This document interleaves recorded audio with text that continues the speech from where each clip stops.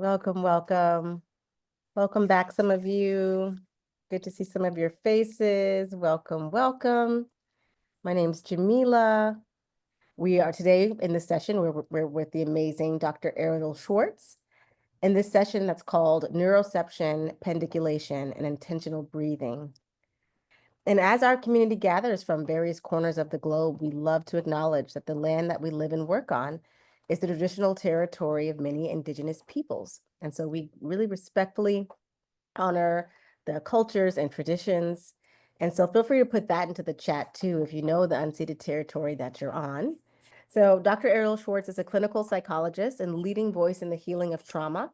She's an internationally sought out teacher and author of 7 books, including the Complex PTSD Workbook, the Post-Traumatic Growth Guidebook, EMDR Therapy and Somatic Psychology, and Applied Polyvagal Theory in Yoga. As a founder of the Center of Resilience-Informed Therapy, she offers mind-body approach to therapy for trauma and informational mental health and wellness, updates through her writing, public speaking, social media presence, and blog. She believes that the journey of trauma recovery is an awakening of the spiritual heart. Learn more at drarielschwartz.com or resilience-informedtherapy.com. Thank you so much for being here with us today.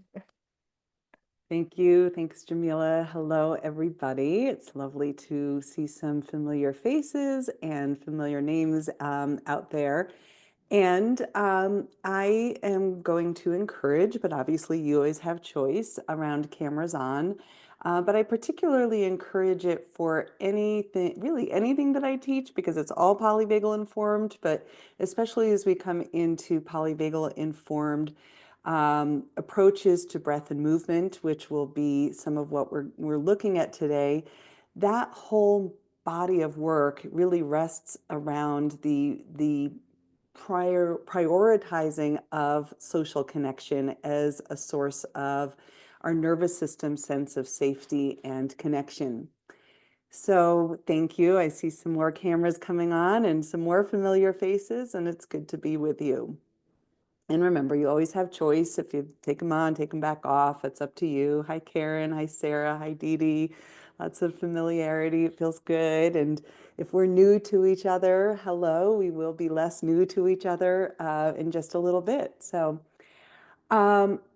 as is per kind of the topic of today, we're going to be looking at some perspectives that come from polyvagal theory, specifically around this term neuroception. And I have a few slides. We're going to have some opportunity for some guided breath, some spontaneous breath, some movement, opportunities to stand up and move if you so choose. And so I'm going to guess we'll start out about 20 to 30 minutes here close in, and then I have my wearable mics that lets me step back and speak to you from my yoga mat. You do not need a yoga mat for today's practice unless you like having that as a home base for your movement. And I will also just share with you, in part because it's celebration week for me, but my 8th book just launched on Tuesday of this past week, and the Polyvagal Theory Workbook for Trauma. And it is very much about how we bring in embodiment. Thanks for the hearts there, Karen. Thank you for the celebrations. It's about how we bring in body-based and embodiment tools that help us really work with our nervous system without necessarily needing to go into memory-based trauma work. Not that that's a bad thing, but that sometimes we think that the only kind of working that we're doing on adversity or trauma is going and honing in on the memories. And there is so much that we can do in attending to and taking care of our nervous systems. And that's kind of the point of this book. So it's a lot of that preparatory work that helps us hold what in the trauma healing field we call dual awareness state or dual attention, which allows us to have one foot. We often use the metaphor of 2 feet, 1 foot of our awareness firmly grounded in the here and now, moment by moment cues that let us know that we're safe enough to heal, that we have enough connection, that we have a safe enough space, that there's some cues within our current environment that we can orient to resource, so that if we are bringing our attention to an area of discomfort, an area of suffering, whether that's here now suffering in our lives or in our world, or whether that's historical suffering, or traumatic memories, that we are not ending up with 2 feet in the traumatic experience or in the overwhelming emotions or in a freeze state, that we can, in a sense, kind of move between nervous system states. In the arena of polyvagal theory, we talk a lot about the importance of nervous system flexibility, and that is essentially the ability to move between the 2 primary branches of our nervous system, our autonomic nervous system. Those 2 branches are the sympathetic system, or our fight, flight, kind of go mobilization system, and our parasympathetic system, which is much more about immobilization and going into stillness. And when we use these terms, mobilization and immobilization, we're also not necessarily emphasizing one as good or bad, right? We're kind of holding them in more kind of neutral, descriptive terms. Because if the only association that we have with sympathetic activation or an elevated heart rate is that we feel that activation and we think something bad is happening, we think we're in fight, flight, then we're more likely to sense an elevated heart rate or elevated respiratory rate as something bad. Whereas when we acknowledge that mobilization is an essential and important part of us, just like immobilization into stillness is an important part of us, then we might be able to sense and feel elevated heart rate and elevated respiratory rate and that strong feeling in the arms and legs as a sign of your aliveness, as your life force energy, as that which can help you greet and meet the challenges of the world and navigate obstacles. So it can be really empowering to reorient to sympathetic activation in that term, in those terms. Yes, in the context of threat, sympathetic can take us into bearing down, looking for an exit strategy, looking for a way to protect ourselves in some way or another. And in the context of safety, we get to reclaim sympathetic activation for the purpose of our well-being. On the flip side, our parasympathetic system is more of an immobilizing system. It takes us towards stillness, takes us towards drawing our attention inward so that we can rest, digest, sleep well at night, all of that nourishment for the nervous system that the parasympathetic can bring, so long as we have enough cues that let us know it's safe enough to sleep, safe enough to rest. It's okay to let down your guard. And sometimes, because we know through polyvagal theory that same parasympathetic nervous system can immobilize us more into states of protection in the context of life threat or danger with no escape, that parasympathetic expression might look more like a shutdown or a fatigue or a collapse or an urge to hide or an urge to get small, an urge to withdraw from social contact. And once again, we have this ability in the context of our nervous system sensing the cues of safety to uncouple the parasympathetic state from those threat responses. So if indeed we're safe enough, now we can hopefully be able to reclaim that healing element of the relaxation response in the body. And often what I find is that it's helpful from a movement or breath perspective to engage a little bit more of the sympathetic first, to kind of ground into that sense of empowerment and that sense of strength, or even that sense of aliveness, before we start to downregulate into the parasympathetic, if we go a little too quickly towards stillness and we haven't prepared ourselves for that, sometimes what happens is we get outwardly still, but we feel more inwardly activated. So we're still, but the mind is racing, or we're still, but we feel frozen, or we're still and we feel restless inside. So, many of you know that my background is 30 years as a yoga teacher and about the same amount of years, 29 years officially trained as a somatic therapist. And so a lot of what I'm sharing with you today is kind of coming from both of those perspectives. So I'm going to go into a few slides and we'll do some practices. Does that sound good? Okay. Um, Actually, before I go into slides, I'm going to share a poem. I'm going to share a poem. Some of you know that I love to bring poetry into my work.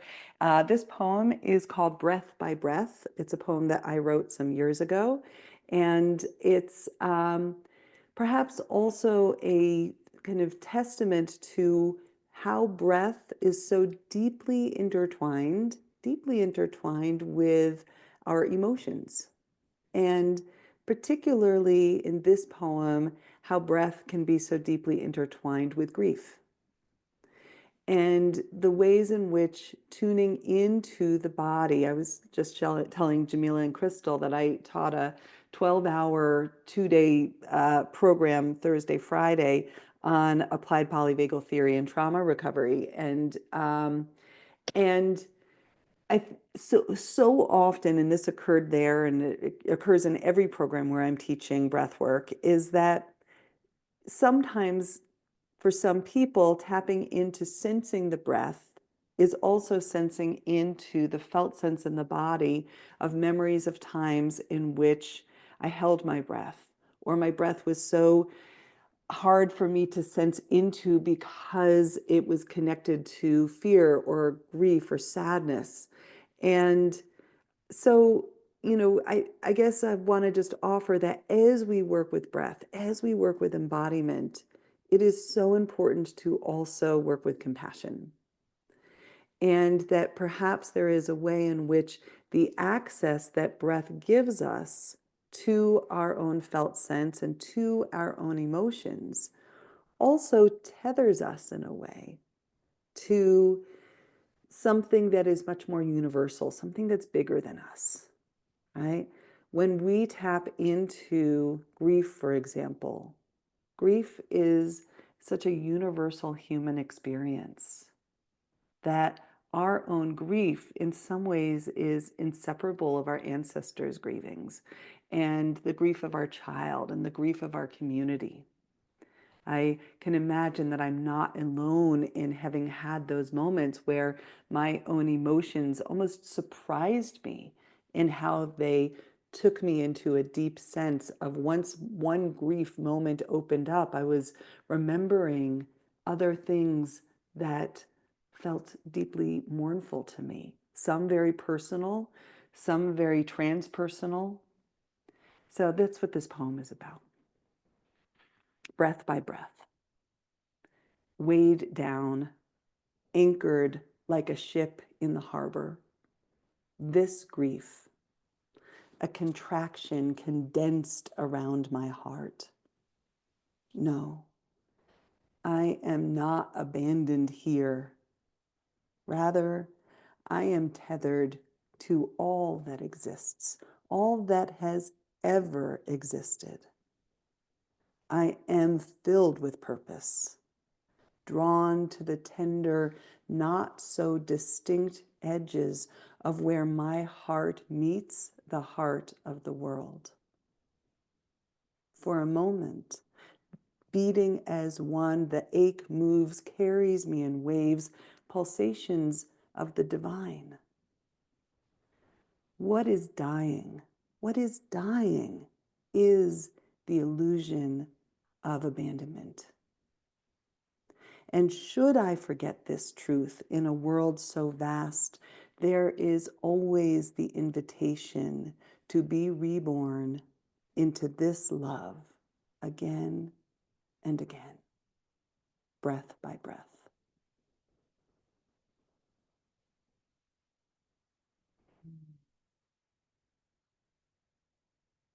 Yeah, thank you.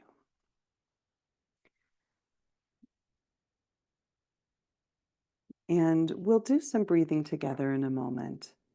For now, I'm going to go ahead and share just a little bit. We'll intersect poetry and spirituality and science and psychology and kind of where all of this meets the body. One of you asked which book. This poem is not in this book. I have a different poem in the new book, but there's a link to the new book. I will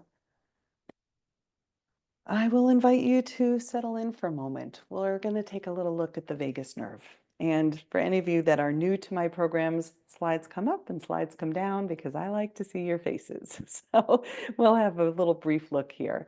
I'm going to guess that at this stage in our collective learning, the vagus nerve is getting increasingly familiar to our community. If you've ever done any training with me, I like to talk about it a lot. Why? Why? Because the vagus nerve is a beautiful mind-body superhighway of communication and connection. And about 80% of the information that the vagus nerve carries is from body to brain. It goes in the afferent direction. Unlike other cranial nerves, the vagus nerve is considered to be the wandering nerve. Vagus is Latin for wandering, and it connects to our eyes and ears and mouth and larynx and pharynx and the throat, the heart, the lungs, and our digestive organs. And it's often considered to be the power cord to the computer being the brain stem. So the vagus nerve gets a lot of attention, but really what the function is to gather information from your body and bring it up to your brain stem and your brain so that your brain can do the best possible job taking care of you. In the field of the polyvagal theory, and I'll take this down for a moment, in the field of the polyvagal theory, we have a phrase called neuroception. Neuroception is going to gather, it's your way that your nervous system is going to gather feedback from inside of your body, from your five senses, and from the felt sense of where your body begins and ends in space. And it's going to gather all of this information, and it's going to use that information to determine whether or not you're safe and connected, whether there's some kind of threat, or whether there's some kind of life danger from which you cannot escape. Neuroception happens without conscious awareness. It's happening all of the time. And sometimes we are reacting, or our bodies are responding to the neuroceptive input that we're taking in without us even realizing it. We've heard the sound of someone's voice tone. We hear the news in the background of a room. We see the look on someone's face. We feel something in our own bodies. And the next thing you know, our jaw gets tight, or our breathing shifts, or our posture changes, or without even realizing it, we're gripping our hands. Right? Some of you might notice that you wake up in the morning with a tight jaw, or having slept in such a way that your hands were gripping in your sleep. Right? Sometimes we're even neurocepting experiences unconsciously through dreams that we might not even remember, or sleep states, and our bodies are going into tension responses in reaction to that. And the key to unwinding, whether it's stress, trauma, adversity of any kind, from the body, is also unwinding it from the nervous system. So I used a phrase earlier today about a key to health being nervous system flexibility. And we spoke about the sympathetic and the parasympathetic. But nervous system flexibility basically recognizes that we're not meant to get stuck in either one of those states for extended periods of time. Our nervous systems benefit from our ability to rather fluidly and flexibly move between sympathetic and parasympathetic, and that those shifts of rhythms help every other system in your body be healthy. Because the vagus nerve goes into larynx and pharynx and around the endocrine system glands in your face, brain, throat, heart, through the diaphragm into all of your digestive organs, your vagus nerve is working with your digestive system, your reproductive system, your thyroid and your metabolism, around your cardiovascular health, around your respiratory health, and really works with all of these systems to, in a sense, be the conductor of the symphony. So the vagus nerve helps the brainstem and your brain be that ideal conductor so that we're not stuck in unnecessary or exhaustive states of the nervous system for extended periods of time. As we take a look at kind of how we tend to hold tension in our bodies, I'm going to go into another image here. This initial image was from Wilhelm Reich. It's an image from the 1950s or so. And he developed Reichian somatic therapies back as a contemporary of Sigmund Freud's in the 1940s. And a lot of the modern day somatic therapies evolved out of Reich's work. You can see in the first image here what are called the Reichian bands.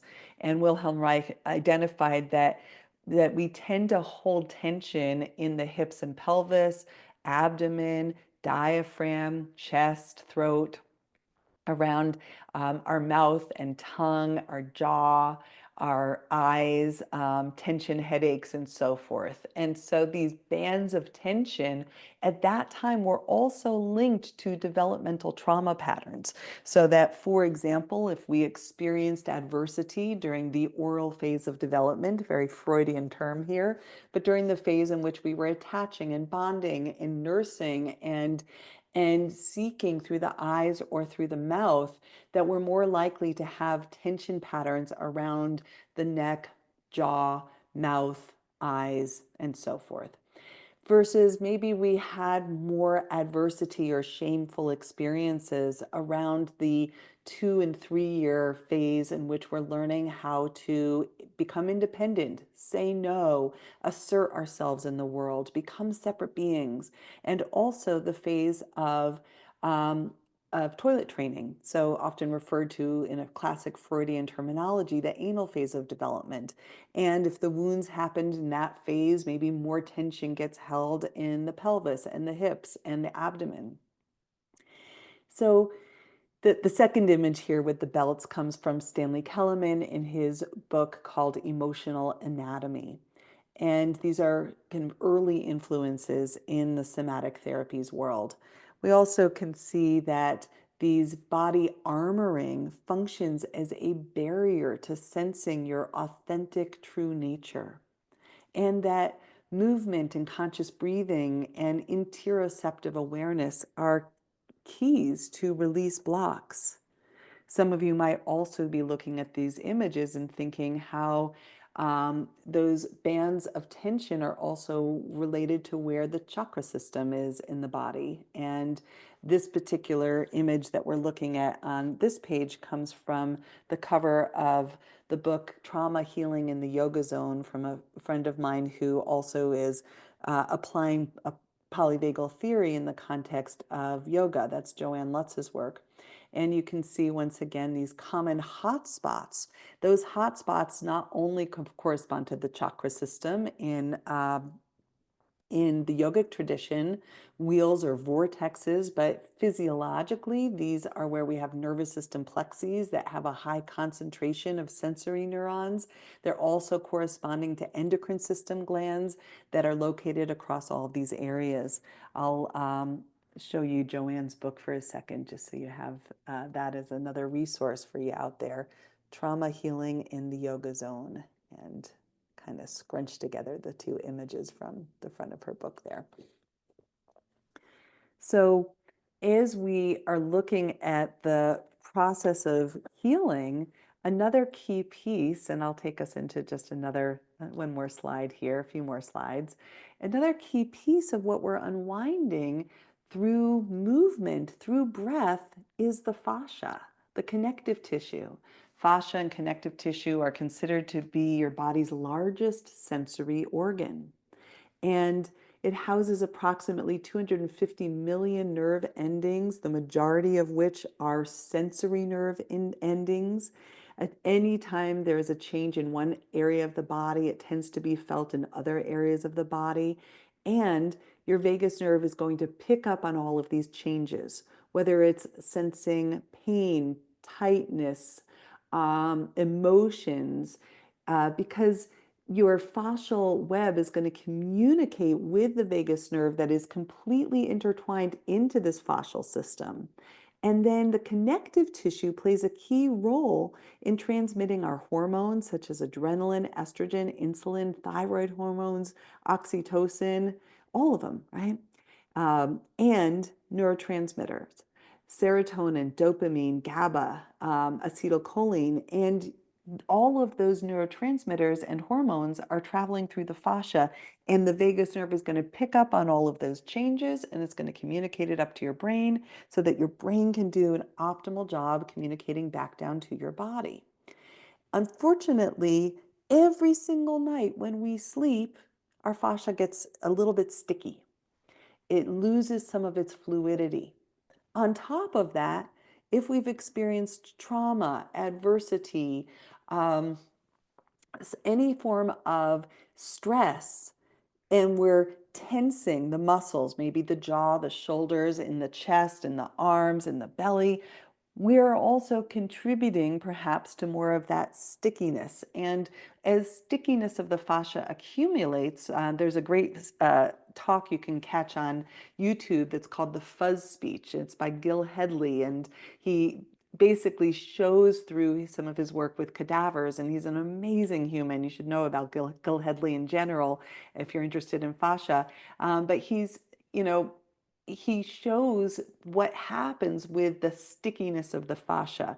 But also what's really powerful is that when we move and when we breathe and when we're well hydrated, and when we're feeling our emotions, we have the ability to melt the fascia, to bring it back into more of its fluid nature. And so that's a little bit of what we're going to play with today. Another key element to all of this is that the fascia of your breathing apparatus in your diaphragm, your heart, your lungs, and your psoas muscles, yes, your psoas muscles are part of your breathing apparatus, are deeply integrated here. And if you've never heard of the psoas, sometimes it gets kind of loosely termed the fight-flight muscles in the body, but our psoas muscles are so deeply intertwined with our autonomic nervous system. And when we are breathing inefficiently or shallowly or in response to stress or in response to trauma, often that band of tension in the diaphragm is going to restrict the movement of the lungs. And you might be able to notice right here that the diaphragm becomes the connective tissue that wraps itself around the heart. And that in itself becomes the pericardium in the traditional Chinese medicine system. This is the heart protector. So the diaphragm also becomes the connective tissue that becomes the psoas, connecting deep down into the pelvis, the pelvic floor, and then connecting to the upper legs. So in order to release out of defensive states of fight or flight, we need to feel safe enough. And we need to also begin to allow the breath to respond to safety so that we can have a soft belly breath, which begins to shift our physiology out of states of fight or flight. So I thought I would take a little break here. We'll do a little bit of movement, a little bit of breathing. I'm going to do a few more slides and then we're going to do a little bit more with movement. And it's beautiful. Some of you are moving already. You are always welcome to move as you let words wash over you. I'm going to guide us through 2 intentional breath practices. So we'll go into a little bit later of more free breath, kind of letting your breath go wherever it needs to. But the first 2 guided practices that I'm going to bring, one comes from in a sense, they're both from the yogic tradition, but they get kind of studied by science and they get given new names. The first one that I'm going to share from the yogic tradition is called Dirga Pranayama.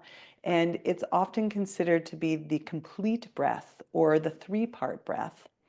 And it's an invitation to allow belly, diaphragm, and chest all to expand on the inhale. When we expand the diaphragm, it's an invitation to let your rib cage expand out to the sides. So with a diaphragmatic breath, if you let your hands mirror your diaphragm for a moment, the inhale pattern allows the diaphragm to expand downward and somewhat outward.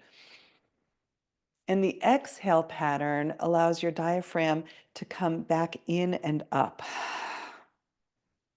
And you might even let your hands over your diaphragm help you find that action of a diaphragmatic breath. Again, inhaling, your hands descend and your belly gets to expand just a bit. Exhale, you can draw your navel to spine and allow that feeling of your rib cage coming together. Again, emphasizing rib cage now. Inhale, belly, rib cage, out to the sides. And exhale as the rib cage comes together and belly draws back. And a few breaths giving extra stretch to the diaphragm.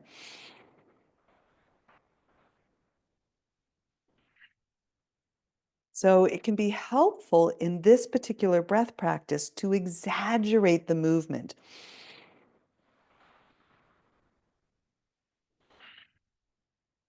We'll add in the 3-part breath, the complete breath, where we inhale belly, rib cage, chest, and exhale, let your chest release back. Rib cage draws towards each other, belly back. And 2 more, your own pace. Belly, rib cage, chest, and chest, rib cage, belly.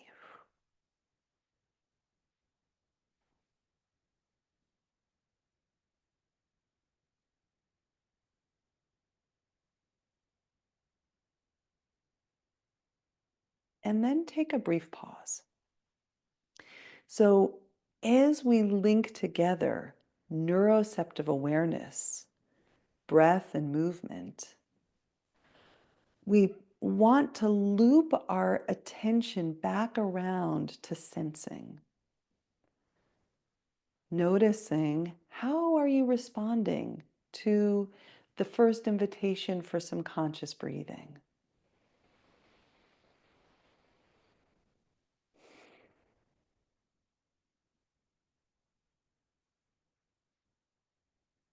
What's awakening within you? Comfort or discomfort? If there is any discomfort, maybe orienting your attention to any cue in your current environment, a plant, some art, that helps you feel just a little bit more connected. I'm going to orient to all of you. I've got you on gallery view, and it's really lovely to orient back into connection. Right? Maybe you choose to do that. Yeah, right, June, you write a bit of panic at the top of the breath when pulling my shoulders back. And it's really powerful to know your nervous system. When we bring consciousness to our nervous system states, it allows us to be curious. Or it allows us to bring in a little bit of compassion. What might be right there at the top of the breath? Right? What got held in there? And you can take breaks from anything that might be bringing up too much too fast and reorient and reground, helping yourself titrate. We use that word in somatics. It just allows you to go towards a little discomfort and back into resource and safety, which allows us to unwind from the nervous system in a way that becomes healing rather than reactivating or re-traumatizing. Yeah.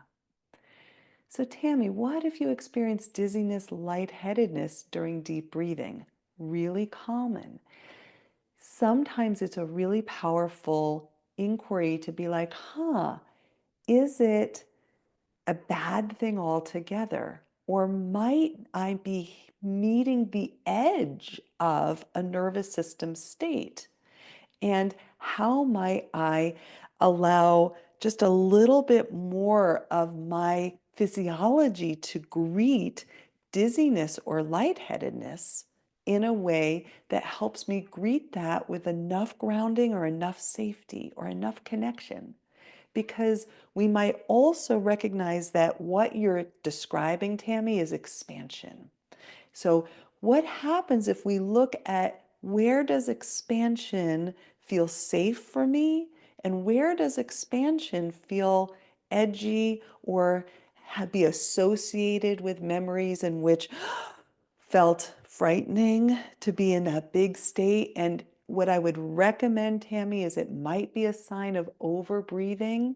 Come into an exhale. Reclaim a longer exhale, and it should resolve any dizziness or lightheadedness. And you can also do a little bit of proprioceptive grounding, which we're going to do in a moment.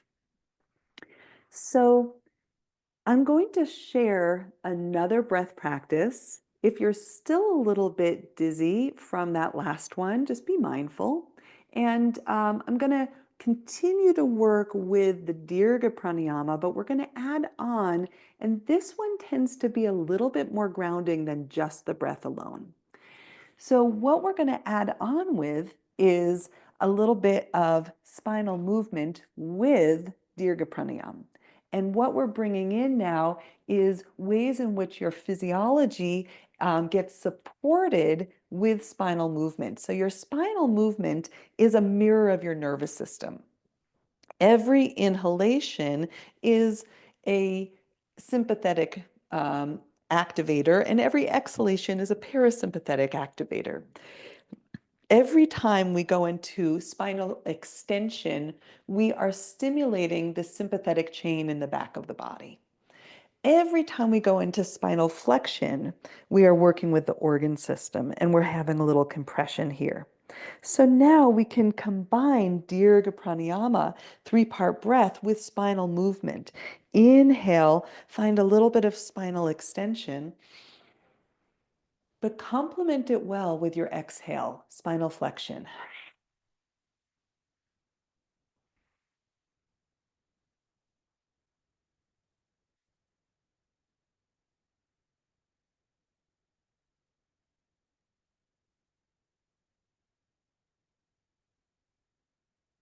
Emphasize more of the exhale if you felt a little dizzy or lightheaded, and it will ground you back down. You're wanting a little bit more awakeness, aliveness, pause at the top of your inhale. This is going to put you in the driver's seat of your nervous system. And you can add on with this breath with your arms. So perhaps allowing your arms to reflect that expansion and the contraction. Inhaling, belly, rib cage, chest, arms. Exhale, contract. So breath moves through front body, spine, limbs, and brings you back home to center. Breath by breath, right? Coming home.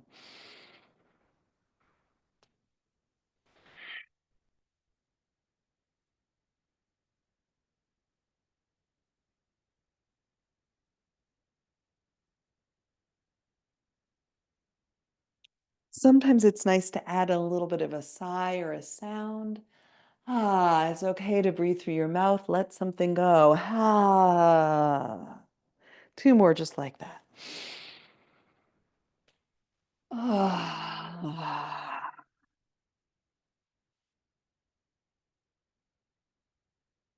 Ah.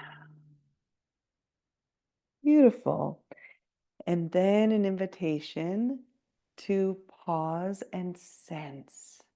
Sense your nervous system, sense your emotions.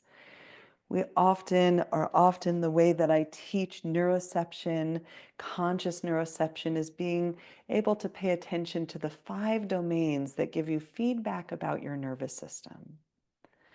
Noticing the state of your mind in this pause. Mind open, racing, worried, ruminating, clear, calm, and without judgment, because your mind is a feedback system of the state of your nervous system and will let you take better care of yourself. Acknowledging what's present in state of mind. Noticing your body, what's present for you in the felt sense. Whether it's easy to relate to your body, whether you don't want to feel your body at all. Maybe there's a lot of sensation, maybe there's more numbness. Purely for our purposes right now, we're not trying to change anything. Listening to your body is a feedback system about the state of your nervous system. Are you keyed up in more of a sympathetic state? Are you a little more shut down, a little bit more numb or disconnected? Or are you in the kind of zone of aware, alert and aware, awake and aware, but not hyper alert?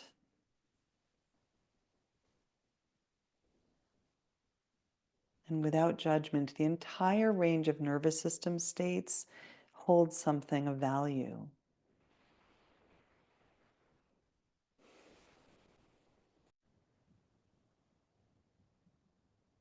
Also inviting you to notice your breath in the worthy pause as we go into the quiet. How does your breath return to what we might call its baseline? As you observe your breath, where does your breath naturally flow when you're not doing an active breathing practice?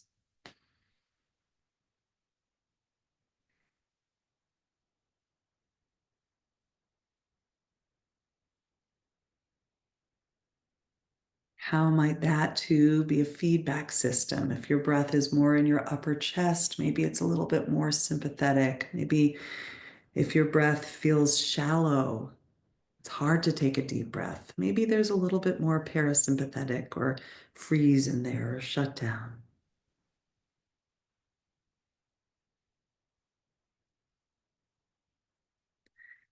I was naming about the diaphragm as one of those hot spots where we hold tension. Opening the diaphragm is kind of a big deal, right? And we can do so gently, lovingly.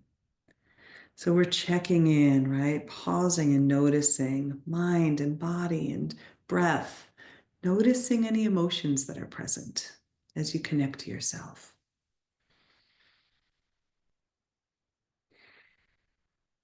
And is it okay right now to allow whatever is present for you emotionally to be here? A little bit more feedback, but more presence.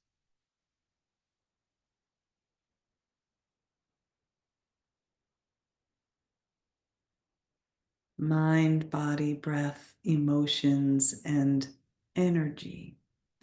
Energy being I feel expanded or I feel contracted, I feel ungrounded, I feel heavy, I feel light, I feel tingly. And again, that whole energetic range being a way to get to know your nervous system as well.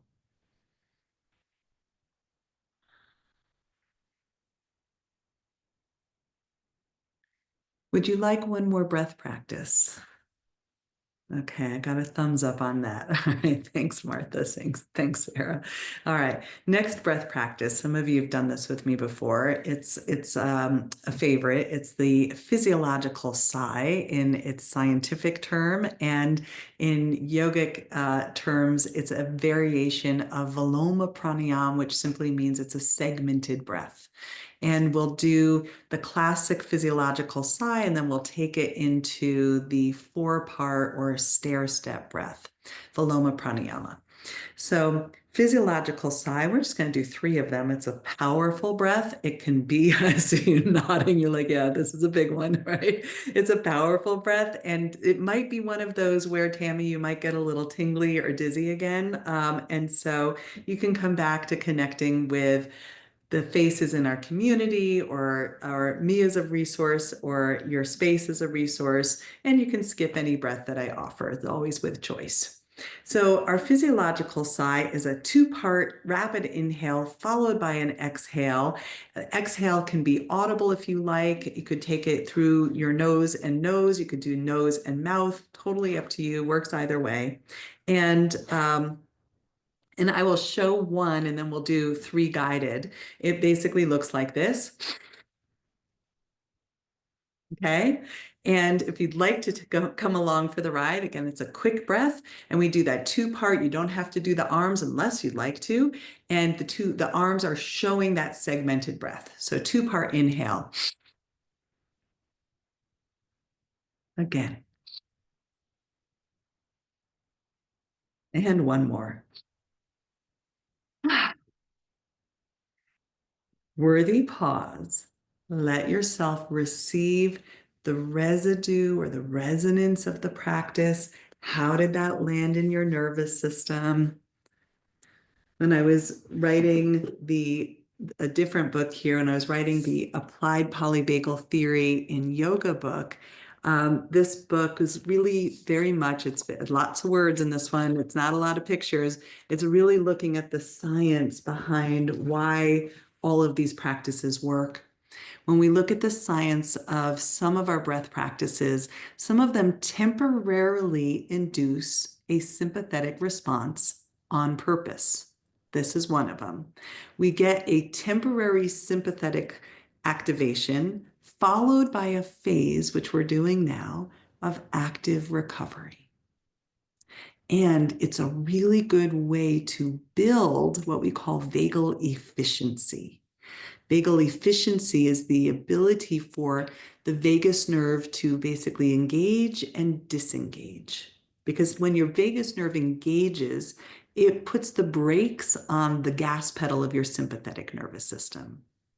And when your vagus nerve disengages, it's like taking the brake off. And so we'll find that activation of the system. Kate, you ask, where might we find these? I've got a ton of YouTube videos. I've got a ton of programs here with Embody Lab. I have a 30-hour program with Embody Lab teaching all of the science of this that you could sign up for and catch the recordings of. You can also find it in my book. Books, I have it in many of my books. So our vagal brake, our metaphorical brake, when we remove the brake and we reapply the brake, we're building nervous system flexibility, technically called vagal efficiency. That vagus nerve flexibility or nervous system flexibility is not only the root of, oops, I think my mic died on me. Can you still hear me okay? Good. Okay, great. Not only is it the root of physiological flexibility, but it's also the root of our psychological flexibility. One of the things that Deb Dana says in the arena of applied polyvagal theory is that when when we're in a nervous system state and we've lost that flexibility, let's say we're stuck in a sympathetic state or we're stuck in a parasympathetic state, our mind will narrate our experience based on our physiological state. She says story follows state. The mind tends to narrate what the nervous system knows. really brilliant awareness. So if I'm in a nervous system state of fatigue and shutdown and collapse, the mind will tell a story about that. Nothing I do is going to work. No matter what, I'm just going to, constantly feel depressed. I feel disempowered. There's nothing I can do to change what's happening in the world around me. When we have a nervous system that's robust and flexible, we can catch those moments of despair or depression and we can hold them with a felt sense of sometimes I feel really shut down and powerless, but that doesn't have to define all of who I am because I can move between different states of my nervous system, which gives me different access to emotions, different access to mindset. It's profound, right? So the applied polyvagal model, which forms the basis specifically of the new book in particular, is a transdiagnostic model. When we're working at the level of the nervous system, we can treat depression, anxiety, PTSD symptoms, chronic pain, right? The list goes on because all of those symptoms are outcroppings of the nervous system. We're going to do another breath and we're going to do a little bit of movement. Okay. Next breath, 4 parts of the inhale, followed by a long exhale. This exhale, unlike the kind of quicker exhale of that physiological sigh, this exhale is kind of like imagining that we're going to climb upstairs and take the elevator down. So we're going to take a nice, longer, slow exhale down. It's a 4-part viloma or segmented inhale, and it's not quite as dizzying or activating or enlivening as the physiological sigh. So if you'd like, I'm again going to show with my arms the 4 parts of the inhale. Inhaling here and exhale. And again.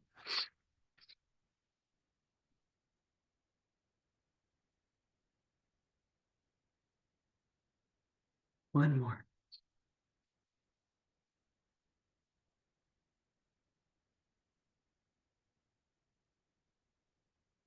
Beautiful. Notice how that feels. No right, no wrong response. Taking time to be aware, to catch hold of whatever your current experience is. Yeah. We're going to ground through a little bit of movement. I'm going to kind of talk and teach because I apologize, my mic didn't charge correctly last night. So coming onto your mat with awareness of the state of your nervous system, again, you might take another moment to just tune in, mind, body, breath, emotions, energy, what's present for you. And as you sense what's here, I'm going to invite you to go into what we call pendiculation. Pendicular movement is a fancy term that means that you are being guided by your sensations and you're moving in the same way that an animal might move when it's waking up from a nap. Now, I'm standing, but you could just as easily be seated. You could just as easily be laying on your back or on all fours. Any position can be an opportunity to explore this free-form movement. It's like a conversation with your body in which you are listening and being guided in any natural way. It doesn't have to look like anything in particular, and in fact, sometimes it's helpful to close your eyes to feel your way in. I'm going to take it for a moment just down close to the floor, but again, you get to be in any position that serves you. We tend to think of these movements like a full body yawn. Now, how does yawning benefit us? The full body yawn becomes this beautiful way of sending your brainstem a whole bunch of information, sensory input from your body, the fascia, via the vagus nerve, being sent all the way up to the brainstem so that your brain can sense more what it is that you're feeling, how you're breathing, what emotions are present, what sensations are there, and then sends motor signals back down through the vagus nerve that says, oh, let's contract around that sensation. Let's breathe into a sensation. So as we work with intentional breathing, not only can we do guided breath practice, but we might also breathe into any areas of your body that are calling for your attention. That might be sending your breath down into your hips or up into your shoulders, imagining that you're breathing all the way down to the tips of your toes, breathing in any way that allows you to work with sensation so that if there is an area of discomfort or pain, what happens when you contract around it? What happens when you bring your hand there? What happens when you send your breath there? Something begins to shift and change simply by sensing, feeling, and acknowledging what is true. Our bodies love congruence. They love to be known. There is a way in which this whole action of nervous system, aware movement, mindful movement, allows you to wake up to yourself.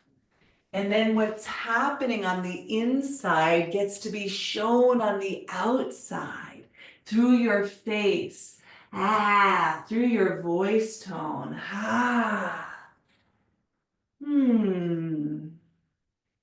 And then after you've been moving for a little bit, it's a beautiful practice to come back into sensing. Sensing what's present now.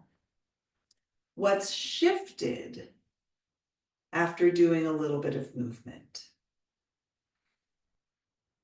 How's your heartbeat? How's your respiratory rate? What sensations are present for you now? How does this guide you into what needs to happen next? If there's an area of tenderness, can you bring in curiosity or compassion? Maybe your breath deepens and you can always move away from sensation, right? With choice, you can send your awareness back out into the space around you and oscillate your attention into some cue of safety, a plant, a piece of art, our connection, and then come back to your body. So you are tapping into the intrinsic wisdom of you.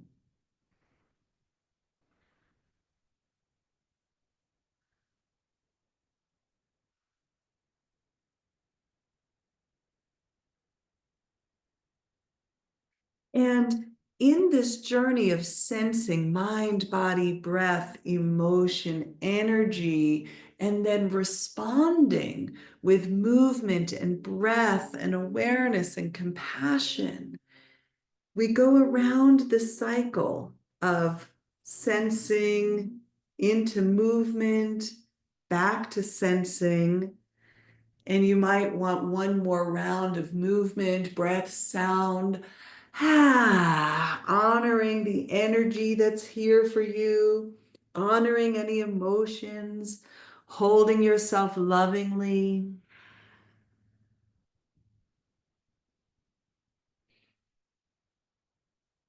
Mm. And then gently, lovingly coming back to sensing. And you, of course, are welcome to keep moving, sensing, breathing. So we were just, kind of launched from this point into a little bit of our breath practices. And then we did a little bit of somatic movement, right? Honoring the intelligence of your body. And then, in that picture that we looked at earlier, this one, what often gets described in somatics is that we tend to hold a lot of tension around the core of the body. And especially it gets truncated, it gets held more in the trunk of the body, if we think about it that way. So sequencing is often referred to as the movement of tension breath energy that takes some of that tension out to the endpoints of the body. So this idea of sequencing, that when we go into movement, we're allowing whatever tension gathered itself around the core of us to move out through arms, legs, out and up through the face and the voice, and down and out through to the feet and through the pelvic floor. So those would be thought of as the kind of endpoints of the body where energy gets to move and flow. And sometimes we're completing what we call movement sequences or somatic repatterning, where we're completing something that didn't get to be voiced, didn't get to have a voice, didn't get to express itself at the time of a challenge or adversity. And so we allow some healing movement to happen that brings us to a greater sense of completion. These are just a few of the images that are from the Therapeutic Yoga for Trauma book. I'll hold that one up before we close out for today. And in this particular slide, what we're looking at is the ways in which yoga in particular provides us opportunities to explore instinctual movement patterns. And the way that I teach the applied polyvagal theory and yoga model is that any yoga posture is not meant to be perfected. It's actually an opportunity as a kind of home base to explore the pandiculation that we were just doing. So these all just become these little secure home bases from which to explore.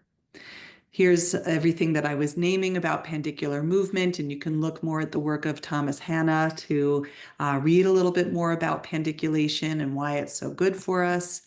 Here's a little bit of what I was guiding around intentional breathing, that we can breathe into hips and legs and so forth, and then sense the subtle changes. I often describe any embodiment practice as a conversation with your body. You're listening, you're responding, you're asking, did I get it right?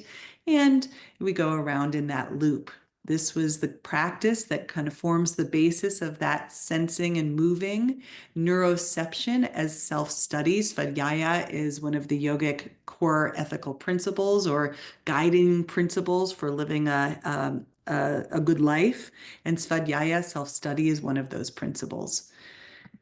And then these are the ways you get to stay in touch with me and all of the cool things that are out there that I'm proud of. So yay for that. Let's see what's come into our Q&A.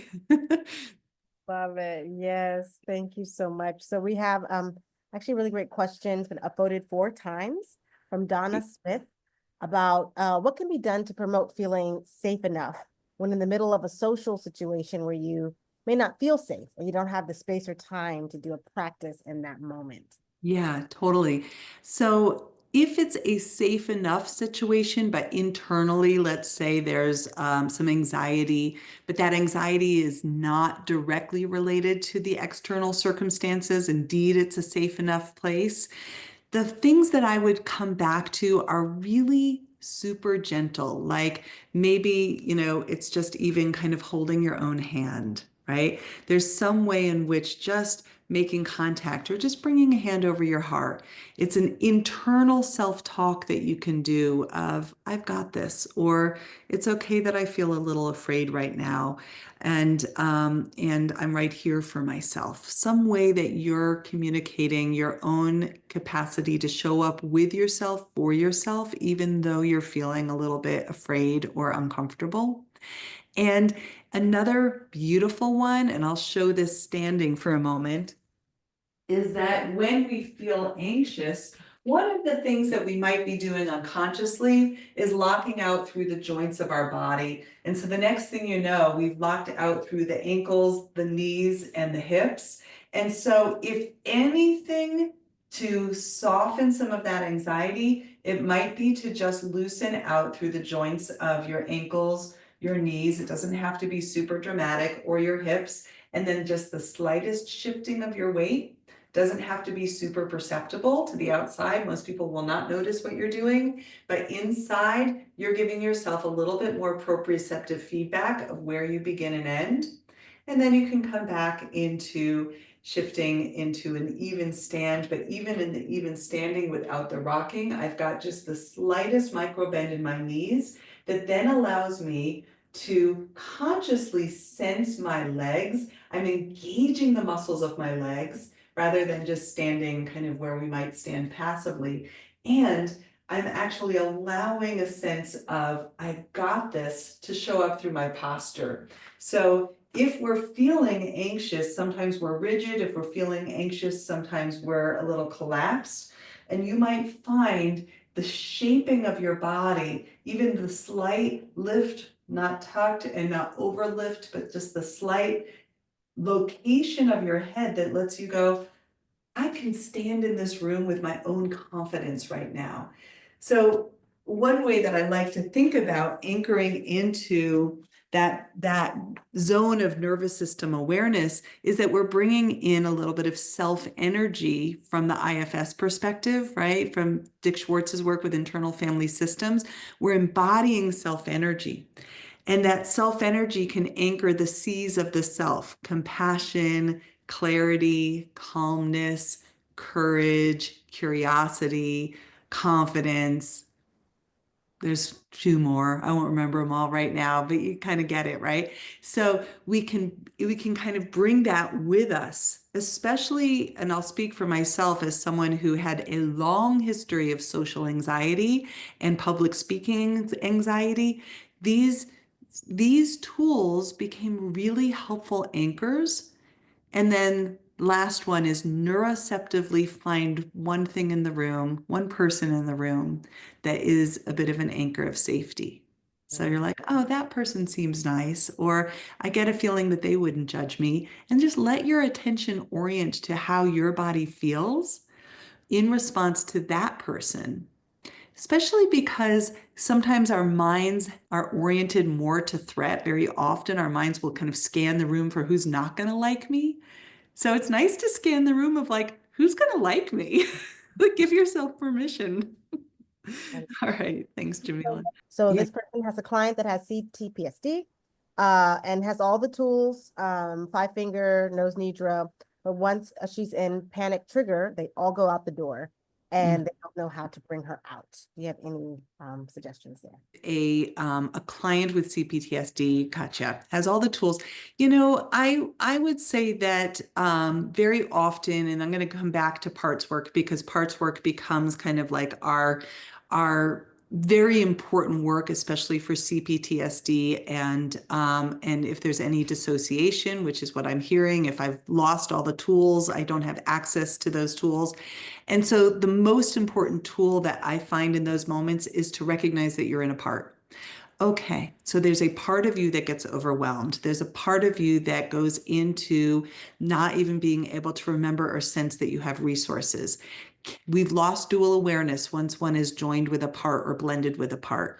So the next thing becomes not a breath practice, not anything more in something to do, but how can I actually anchor dual awareness back? Can I get one foot oriented in one clue in the present moment that lets me know that I'm here now, and it's 1:30 in Mountain Time on the 6th of April of 2025, and I'm not that kid in that room in my childhood home who was overwhelmed where there was nothing to do.